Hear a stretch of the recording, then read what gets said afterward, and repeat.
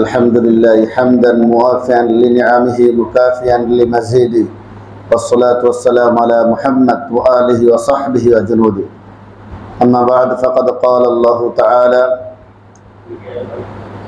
ولا يحسبن الذين كفروا أنما نملي لهم خير لأنفسهم إنما نملي لهم ليزدادوا إثما. وقال تعالى أيضا: لقد سمع الله قول الذين قالوا إن الله فقير ونحن أغنياء سنكتب ما قالوا وقتلهم الأنبياء بغير حق. মহান আল্লাহ তাআলার দরবারে অসংখ্য শুকরিয়া জ্ঞাপন করি যে আল্লাহ তাআলা আমাদেরকে তার মহান হুকুম মাগরিবের নামাজ জামাতের সাথে আদায় করার তৌফিক দান করেছেন। এই যে মহব্বতের সাথে সেই মহান আল্লাহ তাআলার দরবারে অন্তঃস্থল থেকে মহব্বতের সাথে জোরে সোরে শুকরিয়া আদায় করি, আলহামদুলিল্লাহ। আমি স্বল্প কথা বলবো, মেহমান কথা বলবে, এবার দোয়া করবে। মেহমানের কদর করা, সাইফুল্লাহ ভাই আসবে, সাইফুল্লাহ ভাই কথা বলবে, এরপরে দোয়া শেষ করে ইনশাল্লাহ মেহমানদারি করানো হবে। আমি দীর্ঘায়ু করবো না, স্বল্প কিছু কথা বলবো। আসলে আমরা যেই উদ্দেশ্যে বসছি সেটা আমরা সবাই জানি যে আমাদের কিছু ভাইয়ের জন্য আমরা দোয়া করব। দোয়ার আগে কিছু কথা বলা হয় আর কি। আমি একটা আয়াত তেলাওয়াত করেছি সূরা আল ইমরানের 178 নম্বর আয়াত, এরপরে 181 নম্বর আয়াত, এই দুইটা আয়াত তেলাওয়াত করেছি। ওয়ালা ইয়াহসাবান্নাল্লাযীনা কাফারু আন্নামা নুমলি লাহুম।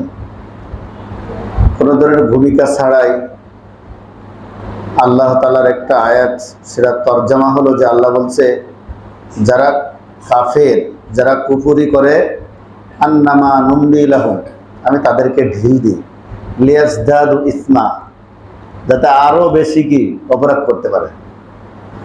অপরাধ করার জন্য আমি ঢিল দিতে থাকি, এত ঢিল দিয়ে তারপরে তার এমন এক পর্যায়ে আমি পাপ নিয়ে আসি, তারে এমনভাবে লাঞ্ছিত করি যে লিয়াজদাদু ইসমা ওয়ালাহুম আযাবুম মুহিন, যে আমি তাকে এমন লাঞ্ছনা করি।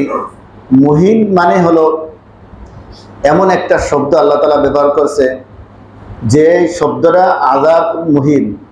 যদি আল্লাহ তাআলা জাহান্নামের কথা বলতো তাহলে আখিরাতের শাস্তির কথা আল্লাহ তাআলা বলছে। মুফাসসিরিন ইকরাম বলেন, দুনিয়ায়ও আল্লাহ তাআলা যখন একজন বান্দা যখন কুফরি করতে করতে, নাফরমানি করতে করতে যখন নাফরমানি শুরু করে, আমি তাকে ঢিল দিয়ে আরো বেশি নাফরমানি করার জন্য, এই জন্য যে দুনিয়াও আমি তাকে লাঞ্ছন অপদস্থ করবো, আখিরাতে কঠিন শাস্তির ব্যবস্থা করে দেব। আয়াতেরই 81 নম্বর আয়াতের পর্যায়ক্রমে বলে, লাকাদ সামিআল্লাহু কাওলাল্লাযীনা ক্বালু ইন্নাল্লাহা ফাকীরুন ওয়া নাহনু আগনিয়া। অর্থনৈতিক বিষয় একটা বিষয় হচ্ছে, ইকোনমিক্সের যারা এই বিষয়ে পড়াশোনা করছে তারা সবচেয়ে ভালো জানে। আসলে যখন অর্থনীতিটা পুঁজিবাদী হয়ে যায়, একসময় রাশিয়াতে বিশাল আন্দোলন হয়েছিল। রাশিয়ার যারা ইতিহাস পড়ছে, কমিউনিস্ট যারা ছিল, তারা একসময় পুঁজিবাদীর বিরুদ্ধে আন্দোলন করছিল। তো যখন পুঁজিবাদী হয়ে যায়, পুঁজিবাদীর বিরুদ্ধে সবসময় যারা সত্যবাদী তারা সবসময় কি করছে, আন্দোলন করছে যে ব্যক্তি শুধু অর্থনৈতিকভাবে শক্তিশালী হয়ে দাঁড়াবে, সেই অর্থকে কাজে লাগিয়ে সে প্রচন্ড পরিমাণ অপরাধ করবে, মাফিয়াগিরি করবে। এটার বিরুদ্ধে সবাই সোচ্চার ছিল। যুগে যুগে নবীরা আসছে। নবী করিম সাল্লাল্লাহু আলাইহি সাল্লামের যুগে কিছু মানুষ হাতে সম্পদ এত পরিমাণ হয়ে যায়। ওয়ালিদ বিন মুগিরার কথা বলা হয়েছে, তার এত পরিমাণ সম্পদ ছিল যেই সম্পদ যেদিকে তাকাইলেই তার সম্পদ শুধু দেখা যাইত, এত পরিমাণ সম্পদ ছিল। সূরা কলমের ভিতর তার বিস্তারিত কথা বলছে। তার এই সম্পদের অহংকারে এত পরিমাণ অহংকার হয়ে গিয়েছিল যে সমস্ত মানুষকে সে মানুষই মনে করতো না। নবীদেরকে গালিগালাজ শুরু করে। নবীদের সত্য কথা তার কানে ঢোকে না, কারণ যখন মানুষের অর্থ এসে যায়, মানুষের অপরাধ মনের ভিতর জাগে, যখন অর্থ না থাকে তখন সেই অপরাধটা সে সহ্য করতে পারে না। আর যখন তার কাছে সত্য থাকে, অর্থ থাকলেও কি সে অন্যায় অপরাধ করতে পারে না। আর যদি তার কাছে সত্য না থাকে, দিন না থাকে, আল্লাহর হুকুম তার কাছে না থাকে, তাহলে অপরাধ তার জন্য সহজ হয়ে যায়। যে কথা জুমাই বলছিলাম যে পঞ্চেন্দ্রিয়র যে জ্ঞান যার ভিতর আছে, অর্থাৎ এই দুনিয়ার যে জাগতিক জ্ঞান যারা অর্জন করছে, সর্বোচ্চ জ্ঞান অর্জন করার পরেও যদি আখিরাতের জ্ঞান না থাকে, এর মাধ্যম যদি না থাকে, অর্থাৎ তার যে আখিরাতে আল্লাহর কাছে জবাবদিহিতা করতে হবে, এই চিন্তা চেতনা তার প্রতি না আসে, তাহলে অপরাধ করতে তার জন্য একটু মাত্র অন্তরে কেঁপে ওঠে না। তো যেই কথা বলছিলাম যে অর্থনৈতিকভাবে যারা স্বাবলম্বী হয় তারা বেশি অপরাধ করে। এটা ভেঙে দেওয়ার জন্য নবী করিম সাল্লাল্লাহু আলাইহি সাল্লাম যেই ব্যবস্থা গ্রহণ করে, ইসলামী অর্থনীতি, সে অর্থনীতি যারা পুঁজিবাদী, যারা নিজেই শক্তিশালী হতে চায়, সমস্ত বাজারের দ্রব্যমূল্য নিজের আয়ত্তে নিয়ে, ক্ষমতা নিজের আয়ত্তে নিয়ে, টাকার বিনিময়, চাউলের দাম যা নির্ধারণ করবে সেটাই হবে, খাদ্যদ্রব্য যা কিছু আছে সবকিছু তার আয়ত্তে নেওয়ার জন্য পুঁজিবাদীরা চেষ্টা করে, টাকার বলে, অর্থের বলে। তো এই বিষয় আল্লাহ তাআলা যখন নবী করিম সাল্লাল্লাহু আলাইহি ওয়াসাল্লাম তাদেরকে ইসলামী অর্থনীতির কথা বললেন, তখন তারা শুধু মনে করেন যে মুহাম্মদ সাল্লাল্লাহু আলাইহি ওয়াসাল্লামকে গালি দেয়নি, আল্লাহকে পর্যন্ত বলছে, লাকাদ সামিআল্লাহু কাওলাল্লাযীনা ক্বালু ইন্নাল্লাহা ফাকীরু ওয়া নাহনু আগনিয়া সানাকতু মা ক্বালু ওয়া কাতলাহুমুল আমবিয়া। এটা পূর্বের নবীদের কথা আবার আল্লাহ তাআলা কোরআনের ভিতর বলছে। যুগে যুগে যত নবী আসছে সবাই অন্যায়ের বিরুদ্ধে কথা বলছে। যখন মুসা আলাইহিস সালামের সময় কারণ এত সম্পদ ছিল, সেটা তার ঘটনা সবাই জানি আমি। সে তার সম্পদের অহংকারে সে ভুলে গেল, সে নবীকে বিভিন্নভাবে ছলনা করে অপবাদ দিয়ে মুসা নবীকে জিনার অপবাদ পর্যন্ত দিল। যেটা এই যুগে বহু আলেমদের জিনার অপবাদ, বহু আলেমকে অপদস্থ করেছে। মৌলানা রফিকুল ইসলাম মাদানী সে বলছে, যখন আমাকে কি করা হলো, আমাকে চোখ বেঁধে এমন জায়গায় নিয়ে যাওয়া হলো, নিয়ে যে আমাকে বিশাল এক সুন্দর পরিবেশ পার্কে আমাকে চোখ খোলা হলো, সেনা চারিপাশে প্রচুর পরিমাণ প্রশাসনের লোক রয়েছে, মিডিয়া আসলো, লাল বুরকালা মেয়ে নিয়ে এসে আমার সাথে দিয়ে জোর করে পিস্তল ধরে আমাকে কি ছবি তোলা হয়েছে লাঞ্ছনা করার জন্য, শুধুমাত্র আলেমদেরকে। কি সত্য কথা বলার কারণে, সত্য কথা বলার কারণে। তো ছাত্ররা যে বিষয়টা নিয়ে তারা আন্দোলন করছে, একটা গুরুত্বপূর্ণ, যদিও কথা আসছে, কিন্তু এটা অর্থনীতির বিষয়। একটা গরিব সন্তান যখন তার মনের যখন পড়া শুরু করে, মেধাবী ছাত্র, পরিবারের বাবা মা তাদের ইচ্ছা থাকে ছেলে একসময় পড়াশোনা করবে, আমাদের এই মাটির ঘর ঝুপড়ির ভিতর থাকা, দিন আনে না খাই, এই অবস্থা দুরবস্থা যাচ্ছে। এই মেধাবী ছাত্র পড়াশোনা করে এক সময় সে কি হবে, বিশ্ববিদ্যালয়ে ভর্তি হবে, ভালো চাকরি পাবে, আমাদের এই দুরবস্থা দূর হবে, অর্থনৈতিকভাবে স্বাবলম্বী হবে, বোনটার বিয়ে হবে, ভালো করে এই চিন্তা চেতনা নিয়েই কিন্তু একটা মেধাবী ছাত্র ভালো পড়াশোনা করে, কিন্তু পড়াশোনার শেষে যখন বাড়ি যখন ভালো সনদ নিয়ে সার্টিফিকেট নিয়ে আসতে চায়, যদি সেটা লাশ হয়ে চলে আসে, তো সেই মা বাবার যেই মনের আশা বহুদিন ধরে লালিত ছিল, কিন্তু সেটা এক ধরনের এক শ্রেণী মানুষ সেটা অর্থনৈতিকভাবে স্বাবলম্বী হয়ে যাদের টাকা পয়সা আছে ঘুষ দিয়ে যেভাবেই হোক তারা চাকরিটা পেয়ে তারা একপাক্ষিক যে বলা হয় যে আমার টাকা পয়সা আছে, আমার ক্ষমতা আছে, আমি টাকা দিয়েই আবার আমি চাকরি পেয়ে আমি আবার অর্থে স্বাবলম্বী হচ্ছি। আর ওই ঝুপড়ি সেই ঘরে সেই অসহায় হতদরিদ্র বাবা মা এখনো সেই অবস্থায় থেকে যায়। তো আল্লাহ রাসূল সাল্লাল্লাহু আলাইহি ওয়াসাল্লাম যখন অর্থনীতি নিয়ে ইসলামী অর্থনীতি শুরু করার ব্যবস্থা করলেন, তখন আল্লাহকেও গরিব বললেন, নবীকেও গরিব বললেন। তো এরা গরিব মানুষ, এরা অর্থাৎ কিভাবে আল্লাহকে কলুষিত করা যায়, নবীকে অপমান করা যায়, এই চিন্তা চেতনাই তাদের ভিতর ছিল। যুগে যুগে যে সমস্ত নবী আসছে, তারা চেষ্টা করছে যে সমাজে ভারসাম্য বজায় রাখা। একজন কোটিপতি হয়ে যাবে, সে তার অর্থ নিয়ে এমন ভাবে সে মানুষের উপর তার ক্ষমতা চালাবে, অর্থের বিনিময়ে মানুষকে কিনে নেবে, সমস্ত আইন সে কিনে নেবে। এমনকি যখন তার আয়ত্তে না আসে সানাক্তুমা, যে অন্যায় ভাবে সানাক্তুবু, আল্লাহ তাআলা বলছে যে অসংখ্য নবীকে এই সমস্ত শক্তিশালী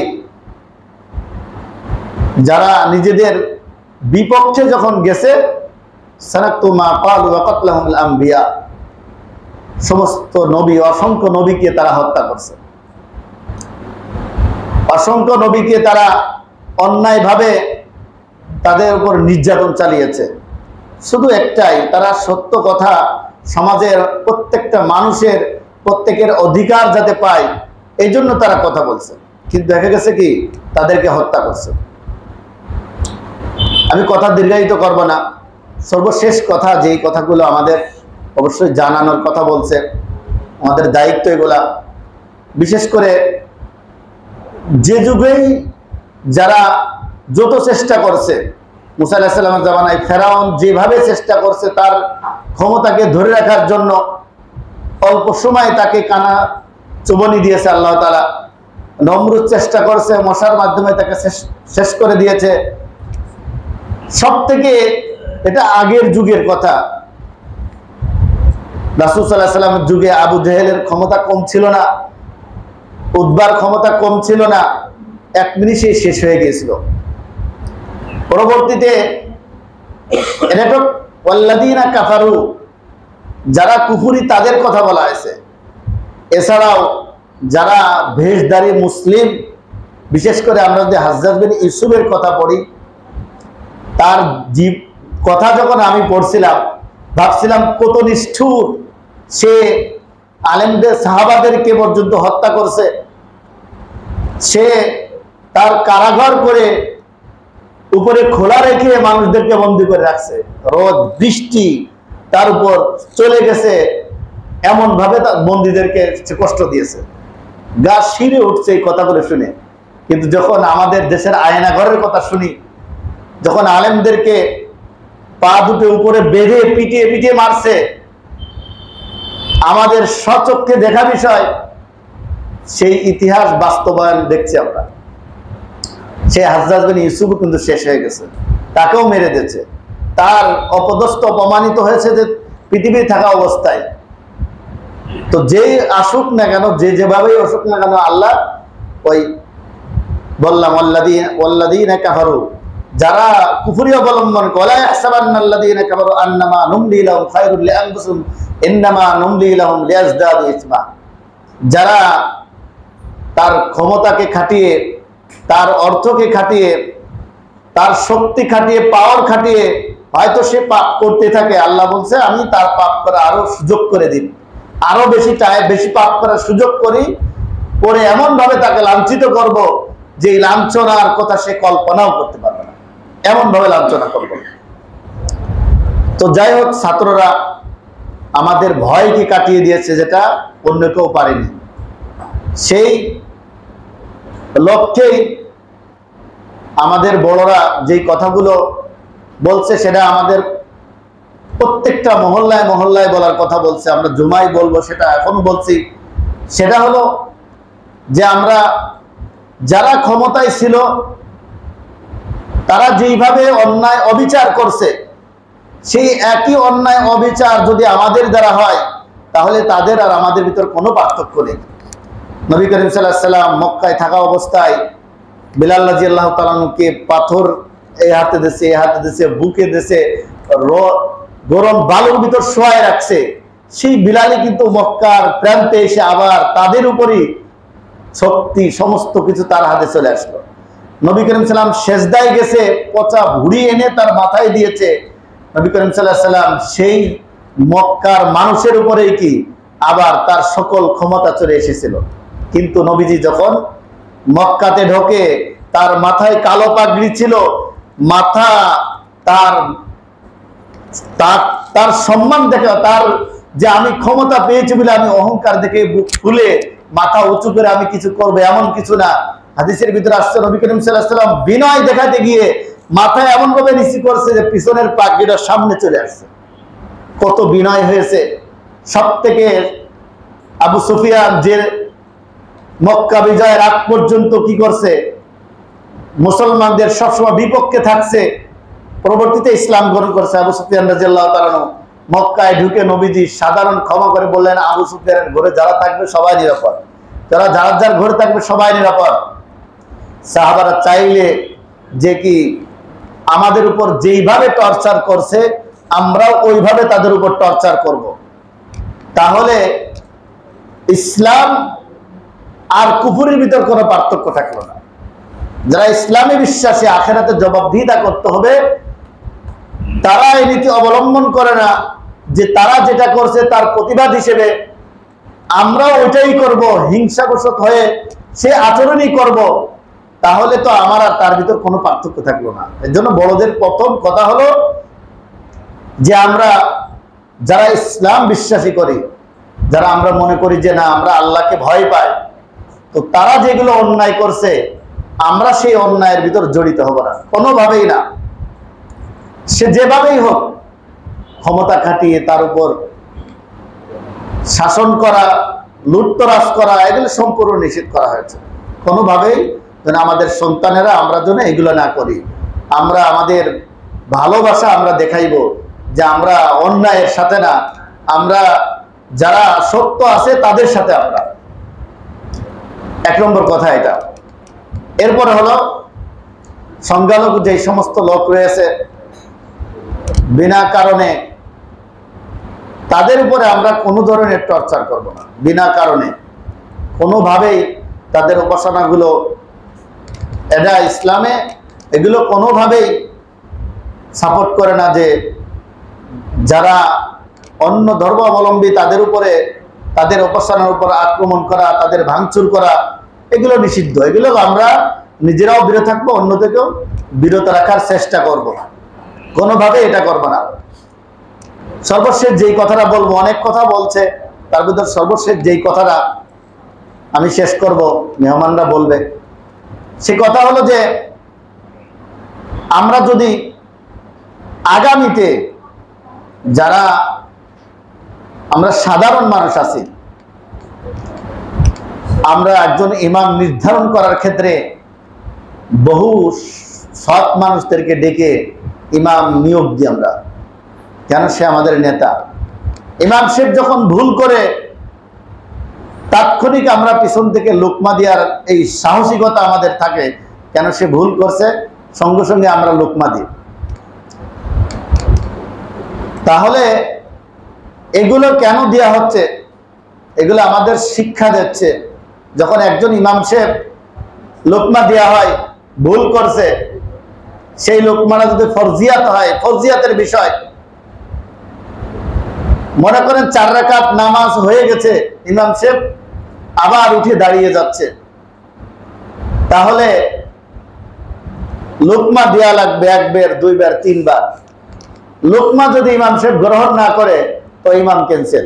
ইমাম কি ক্যান্সেল, ওই ইমামের আর কোনো অধিকার থাকবে না।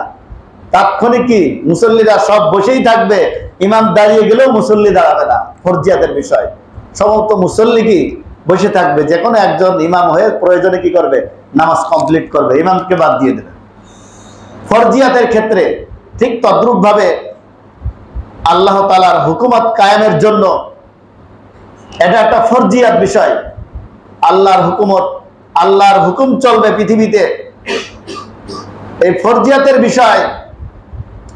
আমরা তো মন চায় আমরা যাকে ইচ্ছা তাকেই সাক্ষী দিয়ে দিই। ভোট মানে সাক্ষী, এই সাক্ষীটা দিয়ে দিই, আমি তাকে সাক্ষী দিই সৎ হিসেবে, অথচ আমি জানি সে অসৎ। আমাদের প্রজন্ম আমরা যারা আছি, আগামীতে যেন এমন ব্যক্তি আসবে যে সৎ যোগ্য একজন, এমন ব্যক্তি আসবে যে আসলে কোরআনের বিধান অনুযায়ী রাষ্ট্র পরিচালনা করবে। অবশ্যই আমরা এই প্রতিজ্ঞা নিয়ে সামনে অগ্রসর হব। কি বলেন? আমরা আমাদের ইতিপূর্বে যারা আসছে, যারা ক্ষমতাতে চলে গেছে, ইতিপূর্বে বহু ক্ষমতা দেখছি আমরা, তাদের থেকে আমরা ভালো কিছু পাইনি। ছাত্রদের কথাও এটাই যে আমরা তাদের থেকে ভালো কিছু পাইনি। সৎ ও যোগ্য এমন একজন ব্যক্তি আমরা প্রত্যাশা করব, সকল প্রকার রাষ্ট্রীয় যে সমস্ত সম্পদ রয়েছে সেগুলো কোনো ধরনের ভাঙচুর নষ্ট না করে ফেলা, যেহেতু আমাদের দেশীয় সম্পদ। এবং আমাদের সামনের যেই প্রতিজ্ঞা থাকবে যে সৎ ও যোগ্য একজন ব্যক্তিকে আমরা অবশ্যই আমরা চেষ্টা করব যে আমাদের নেতা হিসেবে নির্বাচন করব, সৎ যোগ্য। আমি যখন আমার সাক্ষীটা দেব, আমার ভোটটা দেব, অবশ্যই আমি খেয়াল রাখবো যে আমি কাকে দিচ্ছি। আগামী নির্বাচন অবশ্যই যখন আসবে আমরা এমনভাবে সবাই ঐক্যবদ্ধ হব, আমরা যেন ঢেউয়ের সাথে না চলে যায় যে সবাই যাচ্ছে ওদিকে আমি ওদিকে যাই। আমার চাচাজানকে একবার জিজ্ঞাসা করছিল যে অমুককে তো ভোট দিলে সে জিতবে না, শুধু শুধু ভোট দিয়ে কি লাভ। তা বলছে, উদাহরণ দিয়ে বলল, মনে করো এখানে একটা বিচার হচ্ছে, একজন চোর আর একজন ভালো মানুষের বিচার হচ্ছে, 10 জন চোরের পক্ষে আর একজন ভালো মানুষের পক্ষে। তাহলে এই 10 জন ভালো না একজন ভালো? যদিও সে হেরে যাচ্ছে তবুও সে সত্যের পক্ষে। হেরে গেলে আপনি দুনিয়ায় হয়তো সাময়িক হারা দেখছেন, কিন্তু কিয়ামতে আপনার এই সাক্ষীটা, এটা আপনার জন্য যদি আপনার মনের নিয়ত থাকে যে না আল্লাহর হুকুমতের জন্য আমি কাজ করছি, সৎ মানুষদেরকে এই জন্য দিচ্ছি যে সমাজে কোনো ধরনের অন্যায় হবে না, তাহলে আমার এই সাক্ষী আমার জন্য সওয়াবের কারণ হয়ে দাঁড়াবে। এই জন্য আমি সবাইকে বলছি যে আমরা আগামীতে আমরা অবশ্যই আমাদের চিন্তা চেতনা পাল্টিয়ে সৎ ও যোগ্য ব্যক্তিকে আমরা নির্ধারণ করবো ইনশাআল্লাহ। আমি আমার কথা এখানেই শেষ করছি। এরপরে আমাদের সামনে গুরুত্বপূর্ণ কথা বলবে হাফেজ মাওলানা মুফতি আব্দুল আহাদ সাহেব। পরবর্তী মুফতি সাইফুল্লাহ সাহেব কথা শেষ করে দোয়ার মাধ্যমে ইনশাআল্লাহ শেষ করবে। আলহামদুলিল্লাহ ওয়াহদাহু ওয়াসসালাতু ওয়াসসালামু আলা মান লা নাবিয়্যা বা'দা।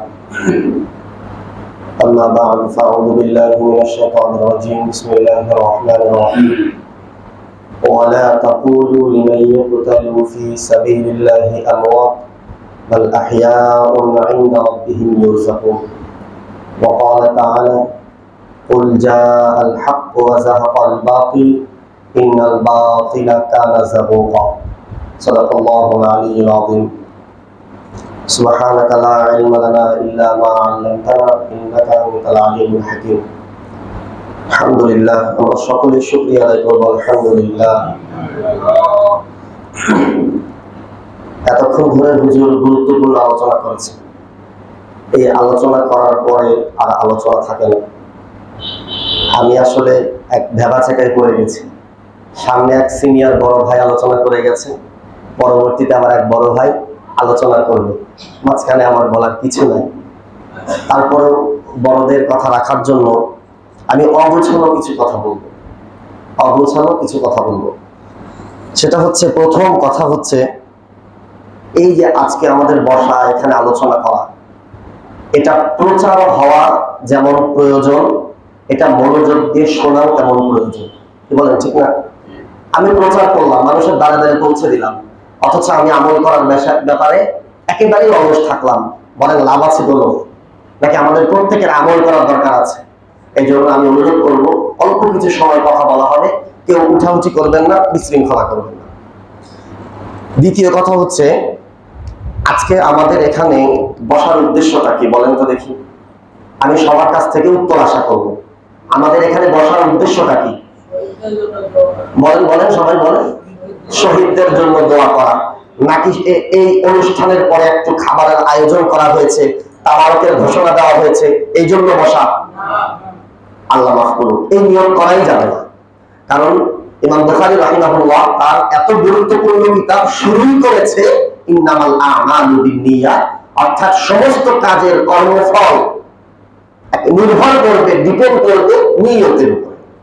এই জন্য আমরা নিয়ত অগোছালো করে আমাদের আমলকে নষ্ট করব। আমরা সকলের নিয়ত এখানে বসেছি কেন?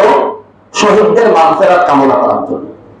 আচ্ছা, শহীদদের মাগফিরাত কামনা করার জন্য আমরা এখানে বসেছি, দোয়া করলাম, বাড়ি চলে গেলাম, দায়িত্ব শেষ? কি বলেন, দায়িত্ব শেষ?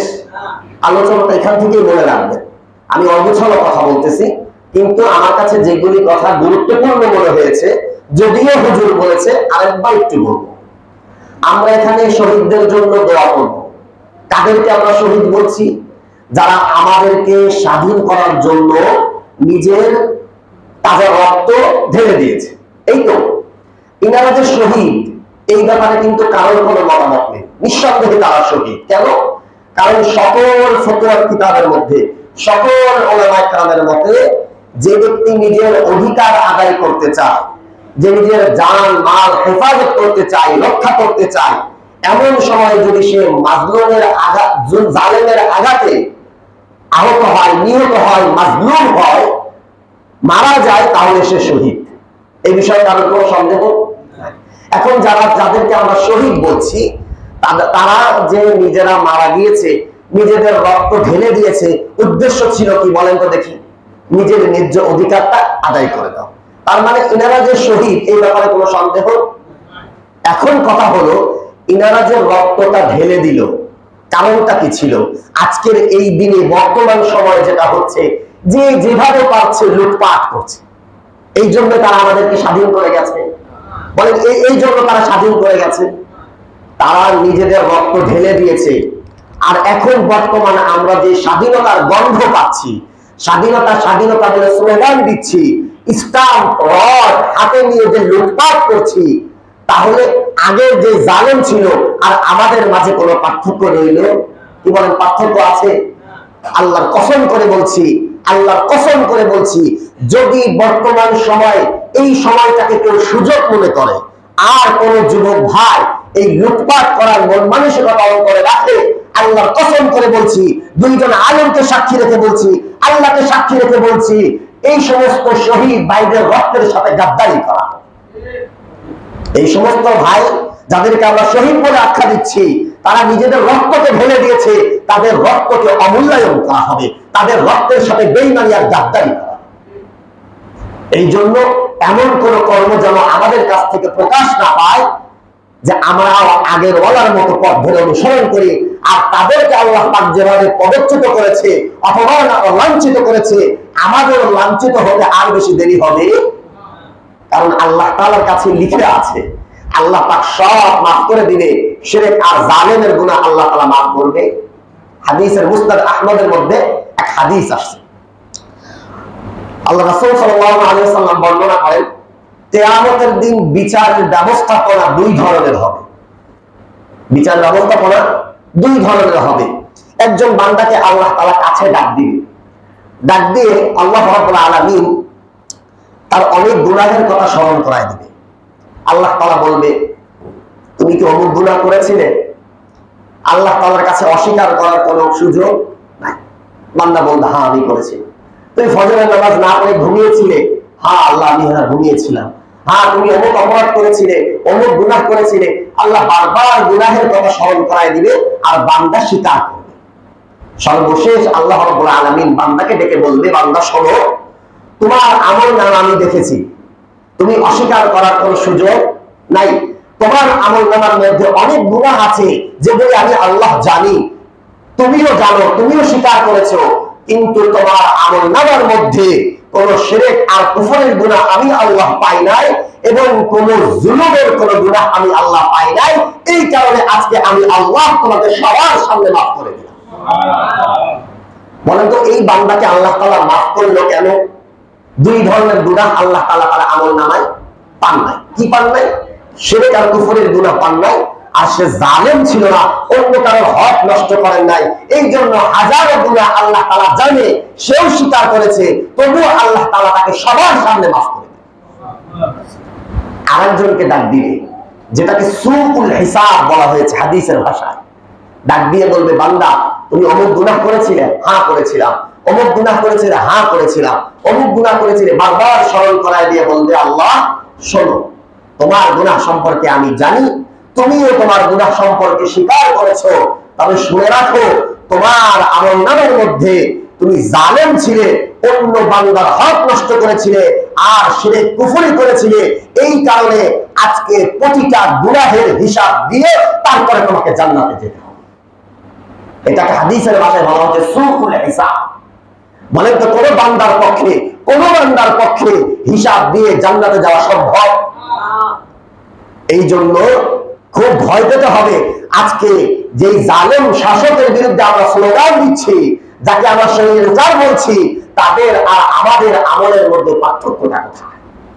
বলেন, অনেক সরলমনা মুসলমান আজকে আপনাকে আর আমাকে স্বাধীন করার জন্য, একটু স্বাধীনতার ঘ্রাণ বাড়ানোর জন্য আজকে অনেক সরলমনা বাবা তার সন্তানকে এই মাঠে নামিয়ে দিয়েছে।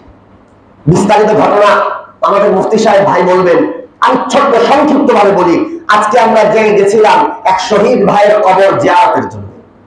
দহকলা, কুষ্টিয়া দহকলা মাদ্রাসার পাশে একজনের কবর জিয়ারত, শহীদ ভাইয়ের কবর জিয়ারত করতে গিয়েছিলাম। সেখানে যে তার বাবার একটা কথা শুনলাম, সে যখন যাচ্ছে আন্দোলনে কুষ্টিয়ায় আসতেছে, তখন তার বাবা পকেট থেকে 500 টাকা দিয়েছে। এই ছেলেটা গোসল করেছে, সাবান দিয়ে গোসল করেছে। মা জিজ্ঞেস করেছে, বড় ভাই জিজ্ঞেস করেছে, কোথায় যাও?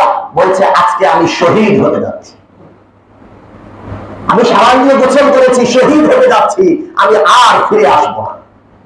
তার কাছে টাকা পয়সা ছিল, ছোট বাচ্চাদেরকে নাস্তা করিয়েছে, চানাচুর অনেক কিছু খাইয়েছে। এরপরে তার বাবার কাছ থেকে কিছু টাকা নিয়ে তার বাবা তাকে যাওয়ার সময় বলেছে, ওসামা শোনো, তার নাম ধরে ওসামা, ওসামা শোনো, তোমাকে যেন সামনের কাতারে আমি দেখতে পাই। দেখেন কেমন সরলমনা বাবা, যেই বাবা তার সন্তানকে বলছে, যাও তুমি যাও, তবে তোমাকে যেন সামনের কাতারে দেখতে পাই। বলেন তো এই যে সরলমনা বাবা, তার সরলমনা 16-17 বছরের বাচ্চাকে সামনে পাঠিয়ে দিয়েছে। কার জন্য পাঠিয়েছে বলেন? দুনিয়ার কোনো কিছুর আশায় পাঠিয়েছে? দুনিয়ার কোনো কিছুর আশায় পাঠিয়েছে? আপনাকে আর আমাকে স্বাধীন করার জন্য পাঠিয়েছে। আর সেই স্বাধীনতার স্লোগান দিয়ে আজকে আমি অন্যায় ভাই মানুষের উপরে লুটপাট করছি। বিভিন্ন জায়গায় শোনা যাচ্ছে, আজকে যে যেভাবে পারছে, যার যা কিছু পারছে, কারণ আজকে নিরাপত্তা বলতে কোনো কিছু থাকছে না। কেন? এটা কোনো মুসলমান আর ইমানদারের কাজ হতে পারে? এই জন্য আজকে এখানে বসছি, শহীদ ভাইদের রক্তের মূল্যায়ন করার জন্য। শুধু দোয়ার মধ্যে সীমাবদ্ধ থাকলে হবে? বরং এরপরে যে প্রথম কাজ, সেটা হচ্ছে অবশ্যই আমাকে জালেম হওয়া থেকে মুক্ত থাকতে হবে। আমি যেন কারোর উপর অত্যাচার না করি, আমার মাধ্যমে যেন কারোর অধিকার হরণ না হয়, কারোর অধিকার নষ্ট না হয়, এবং আমার পরিচিত যারা এই সমস্ত কাজে লিপ্ত আছে তাদেরকেও বাধা দিতে হবে। আল্লাহ রাসূল সাল্লাল্লাহু আলাইহি ওয়াসাল্লাম সাহাবাদেরকে বলছে, তোমরা জালেম এবং মাজলুম উভয়কেই সাহায্য করো। সাহাবায়ে কেরাম বলছে, ইয়া রাসূলুল্লাহ, যারা মাজলুম হয় তাদেরকে সাহায্য করার বিষয়টা বুঝলাম, যে তাকে আমরা নিরাপত্তা দিব, তাদেরকে জালেমের হাত থেকে বাঁচাবো, তাকে সাহায্য করলাম। জালেমকে কিভাবে সাহায্য করব? আল্লাহ রাসূল সাল্লাল্লাহু আলাইহি ওয়াসাল্লাম বলছে, জালেমকে তার জুলুম থেকে বাঁচানোটাই হলো তোমাদের পক্ষ থেকে তাদেরকে সাহায্য করা। এই জন্য আমার ছোট ভাই, আমার বড় ভাই, আমার চাচাতো ভাই, আমার মামাতো ভাই, আমার বন্ধু বান্ধব, আমার পরিচিত কোনো মুখ, আমার মহল্লাবাসীর কোনো ছেলে যদি এই লুটপাট আর অন্যায়ের মধ্যে থাকে, অবশ্যই আমার দায়িত্ব হচ্ছে সর্বপ্রথম তাকে সেই অন্যায় আর জুলুম থেকে ফিরিয়ে আনা। এই জন্য এটা করবো তো ইনশাআল্লাহ। যদি আমি এই ব্যাপারে অবহেলা করি, তাহলে শুধুমাত্র দোয়াই শহীদ ভাইদের রক্তের জন্য যথেষ্ট হবে। কারণ শহীদ ভাইদের যে চেতনা, যে আমাদের বাংলাদেশটাকে স্বাধীন করা, বাংলাদেশটাকে সুস্থ করা, বাংলাদেশটার সামাজিকতাকে বজায় রাখা, প্রত্যেকে নিরাপত্তার সাথে চলতে পারবে, কেউ কারোর ভয়ে আতঙ্ক হবে না, তাহলে এই সার্থকতা আমার এখানে। আর যদি এমনটা না করতে পারে, তাহলে এত শত শত মানুষের এই রক্ত দেওয়াটাই বৃথা হয়ে যায়। আর দ্বিতীয় নম্বর কাজ হচ্ছে, আমরা এখন স্বাধীনতার গন্ধ নিয়ে ঘুরছি, কিন্তু আমরা আসলে স্বাধীন কিনা বলতে পারবো? বলেন, বুকে হাত দিয়ে বলেন তো দেখি, আমরা স্বাধীন না? আমরা এখনো স্বাধীন না। আমি জানি না আগামীর ভবিষ্যৎ কি অপেক্ষা করছে। হয়তো যে ক্ষুধার্ত রাঘব বল চলে গিয়েছে, তার থেকেও বড় রাঘব বল আসতে পারে। অস্বাভাবিক কিছুই না। এই জন্য আল্লাহ তাআলার কাছে যখনই আমি দুটো হাত উঠাবো, যখনই আমি নিজের জন্য কিছু চাই না চাই, অন্তত পক্ষে আমার দেশবাসীর জন্য, আমার উম্মতে মুহাম্মাদের জন্য, আল্লাহর বান্দা বান্দীদের জন্য আমি একটা জিনিস অবশ্যই চাইবো। আল্লাহ যে যাওয়া সে চলে গেছে, এখন একটা পর্যায়ে এসেছে, আল্লাহ তোমার কাছে একটাই চাওয়া, তুমি আমাদেরকে ওমরের মতো একজন খলিফা দাও। তুমি আমাদেরকে এমন একজন শাসক দাও, যে শাসক শুধুমাত্র তোমাকে ভয় করবে। এমন একজন শাসক দাও, যে শাসক শুধুমাত্র কোরআন এবং সুন্নাহর গোলামি করবে। এমন একজন শাসক দাও, যে শাসক নিজস্ব ব্যক্তিগত কারণের কারণে লড়াই করবে না। যে শাসক শুধুমাত্র দলের কারণে অন্যায়ভাবে আল্লাহ তার অন্য বান্দাকে জুলুম আর নির্যাতন করবে। এমন শাসক আমাদেরকে দিও না। আমরা বেশ কত বছর ধরে জুলুমের শিকার হচ্ছি। অতএব আল্লাহ তোমার কাছে চাওয়া, আমাদের বাংলাদেশটাকে ইসলামী রাষ্ট্র হিসাবে আপনি কবুল করেন। আল্লাহ তোমার কাছে চাওয়া, একজন খোদাহীন শাসক আমাদেরকে দান করো। আল্লাহ তোমার কাছে চাওয়া, এমন একজন শাসক দাও, যে শাসকের মূল মস্তিষ্ক শুধুমাত্র কোরআন আর সুন্নাহ ছাড়া চৈতন্য হয়ে যায়। বলেন, এর থেকে আর বড় পাওয়া কিছু আছে? যদি আমাদের শাসক খোদাহীন হয়ে যায়, আমাদের শাসক ওমর আর আবু বকরের মতো হয়ে যায়, আমাদের শাসক কোরআন সুন্নাহর পালনকারী হয়ে যায়, আমার শাসক শুধুমাত্র ইসলামকে প্রায়োরিটি দেয়, এমন একজন শাসক যদি পেয়ে যায়, তাহলে বলতে পারি, হ্যাঁ, আগামীর ভবিষ্যৎ, আমাদের পরবর্তী প্রজন্ম অবশ্যই নিরাপত্তার সাথে বাঁচতে পারবে। এছাড়া আর কোনো অবস্থা বাকি। এই হচ্ছে দ্বিতীয় কাজ। 3 নাম্বার কাজ, বিশেষভাবে যুবক ভাইদেরকে আমি আহ্বান করে বলবো, অনেক বড় অনেক কিছু ঘটে গেছে, আপনারা দেখেছেন, হয়তো শুনেছেন। যুবক ভাইদেরকে, যারা বড় বড় নেতা আছে, যারা একেবারে শয়তানের ধোঁকায় পড়ে নিজেদের হিতাহিত জ্ঞান হারিয়ে ফেলেছে, এই সকল যারা নেতা আছে, অভিভাবক আছে, আজ যুব সমাজকে ছাত্রলীগের নাম ত্যাগ দিয়ে বিভিন্ন অপকর্ম দিয়ে নিজেদের স্বার্থ উদ্ধার করে দিচ্ছে। কি বলেন? তাই তো। এই যে যুবক ভাইদেরকে, এই খুব বেশি দূরের কথা না, এই যে বড় একটা গ্যাঞ্জাম, বড় একটা আন্দোলন হলো, এই যত রক্তক্ষয়ী যুদ্ধ বলেন আর যাই বলেন, এটা হওয়ার পিছনে অন্যতম কারণ হচ্ছে একটা বড় যুব সমাজকে অন্যায়ভাবে ব্যবহার করা হয়েছে। কি বলে? ঠিক কিনা? এই জন্য যুবক ভাইরা যারা আছে, এদেরকে একটাই কথাই বলবো, যে শুধুমাত্র আল্লাহ তাআলাকে ভয় করতে হবে। শুধুমাত্র তাকে ভয় করতে হবে, আল্লাহ তাআলাকে ভয় করতে হবে। যেটা ন্যায় সেটা ন্যায়, যেটা অন্যায় সেটা অন্যায়। কে কি বলছে দেখার সময় নেই।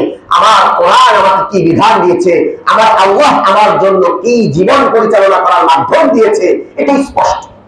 এটাই স্পষ্ট। কুল জাআল হক ওয়া যাহাকাল বাতিল ইন্নাল বাতিলা কানা যাহুকা। সত্য থাকবে আর অসত্য অন্যায় যেটা আছে সেটা দূরীভূত হয়ে যাবে। কিয়ামত পর্যন্ত এমন কোন ইতিহাস নাই যে ইতিহাস, যে কলম দিয়ে ইতিহাস লেখা হয়েছে আর এই কলম সাক্ষী রয়েছে যে একজন জালেম শুধুমাত্র সারা জীবন জুলুম করে যাবে আর তার কোনো শেষ হবে না, এমন ইতিহাস পাওয়া যায়? আপনি পিছনের ইতিহাস দেখেন, কত জালেম শাসক আসছে, কত স্বৈরাচারী শাসক আসছে, আবার চলে গেছে, আবার চলে গেছে। একটা জিনিস মনে রাখবেন, আমি একজন বড় লেখকের একটা লেখা পড়ছিলাম, লেখার মধ্যে উনি বলছে একজন জালেম সে যে নিঃশেষ হয়ে যাবে, সে যে একেবারে নিঃশেষ হয়ে যাবে, তার অন্যতম একটা কারণ আর ভুল হচ্ছে যে জালেম হয়ে যায়, তার মধ্যে একটা বড় অভ্যাস চলে আসে। কি বড় অভ্যাস চলে আসে? বড় অভ্যাসটা হচ্ছে এই জালেম সে পিছু নেওয়া থেকে বিরত থাকতে পারে না। কি নেওয়া থেকে? পিছু নেওয়া থেকে বিরত থাকতে পারে না। যেমন তার উদাহরণ হচ্ছে ফেরাউন। ফেরাউনের যখন সে জুলুম করতেছিল বনি ইসরায়েলের উপরে, তখন রাতের অন্ধকারে মুসা আলাইহিস সালাম তার কওমকে নিয়ে, তার অনুসারীদেরকে নিয়ে ফেরাউনের যে গণ্ডি ছিল, যে এলাকা ছিল, যে ভূমি ছিল, সেই ভূমি ছেড়ে কিন্তু পালায়ে চলে যাচ্ছিল। কি বলে চলে যাচ্ছিল? সুন্দর হিসাব। মুসা তার কওম নিয়ে চলে যাচ্ছে, ফেরাউন যদি যেতে দিত তাহলে কোনো সমস্যা ছিল? ফেরাউন কি করলো? তার পিছু নিল। আর এই পিছু নেওয়াই তার ধ্বংসের জন্য প্রধান কারণ ছিল। সে যদি পিছু না নিত তাহলে কিন্তু এত সহজে ধ্বংস হতো না। সে যখন পিছু নিয়েছে, মুসা আলাইহিস সালামের পিছু অনুসরণ করেছে যে তাকে বিশ্বাস করাই লাগবে, এই মেন্টালিটি যখন তার মাথায় চলে এসেছে, তখন নিজের ধ্বংস নিজেই ডেকে এনেছে। এজন্য যারা জালেম হয় তাদের ধ্বংস হওয়ার অন্যতম এক প্রধান কারণ হচ্ছে এরা মানুষকে পিছু নেয়। যদি কেউ তার বিরোধিতা করে তাহলে সে যতক্ষণ পর্যন্ত তাকে শেষ না করবে ততক্ষণ পর্যন্ত তার পিছে যাবে, আর এই পিছনে যাওয়াটাই তার ধ্বংসের প্রধান কারণ হয়ে যায়। এই যে ঘটনাটা ঘটলো, এই যে আপনারা এখন বর্তমানে যাকে জালেম স্বৈরাচার বলছেন, দেখেন স্পষ্ট একটা আন্দোলন করছিল ছাত্র ভাইরা কোটা সংস্কারের। বাস সংস্কার করে দিলেই হতো, এর পিছনে লাগার কোনো দরকার ছিল? শুধুমাত্র পিছনে লাগার কারণে আজকে এত বড় একটা ঘটনা ঘটলো, এতগুলো মুসলমানের প্রাণ চলে গেল, এতগুলো মানুষের প্রাণ চলে গেল, নিজের তত্ত্বটাও হারিয়ে গেল। এই জন্য জালেম সবসময় আমাদেরকে মনে রাখতে হবে, অতীতে যারা জুলুম করে গেছে তাদের কাছ থেকে আমাদেরকে শিক্ষা নিতে হবে। আমি যেন এমন জালেম না হয়ে যাই, আমিও যেন জুলুমের খাতায় নিজের নাম জালিমের খাতায় না লিখে দেই যে আমারও এক সময় এভাবেই অপমান আর অপদস্থ হতে হয়। আখিরাতে কোনো অংশ নাই, পৃথিবীতেও কোনো ইজ্জত নাই। এই জন্য সম্মানিত উপস্থিতি, আমার বলার মূল কারণ হচ্ছে খুব সহজ। প্রথম বিষয় হচ্ছে আমরা শহীদদের জন্য দোয়া করব, এতটুকু যথেষ্ট না। দ্বিতীয় হচ্ছে শহীদ ভাইরা যে রক্ত দিয়ে গেছে, অবশ্যই আমরা আমাদের সেই আভিজাত্য বজায় রাখবো।